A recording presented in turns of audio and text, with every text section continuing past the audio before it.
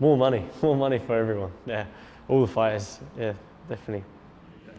I guess it would be at the 125 division to the girls weight class. That would be awesome. But there's people like Valerie when she cuts, you know, like I feel real bad for her. She cuts a lot of weight, you know, and there's a lot of other girls who are not in the UFC because they can't make those two weight classes. 135 is way too heavy. 115 is way too small. So I think that'd only be fair for us women. To be honest, if I could make, it'd probably be. I'd like to see MMA legal in New York. Yeah, that'd be my wish probably. Yeah. More money. More money. More money. I think these fighters need to get paid what boxers get paid. And there will be more kids wanting to be MMA fighters. There'll be more kids interested in watching these superstars. You know, when I see a football player buy an amazing sports car, I know that those young kids watching him will all want to be football players. They all want to watch the game. They all get in the sport.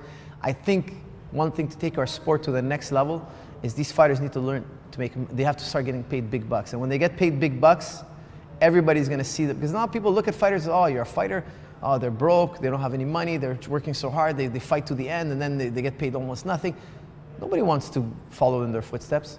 The more kids look up to them, the bigger the sports get, the more admiration, the more respect, and the bigger the sport will be, more money will bring more money. That's my opinion. I think that's what will take the sport to the next level. You know, the weight class, I mean, it should, I mean, for me, it's logic because there's so many fighters in the division. You know, you're not going to put 200 or 300 fighters in one division. That makes no sense. You know, there's too many guys, and it's putting more pressure on us because if we have a loss, you know, most guys are worried to get kind of cut.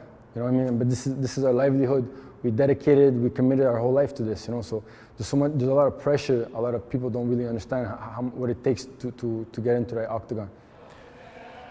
Next year, I don't want to be a part-time UFC fighter. I want to be a whole year UFC fighter. Because this year I only fight once a year. So literally I'm kind of like, I'm a part-time UFC fighter, you know. I want to compete all year round, you know.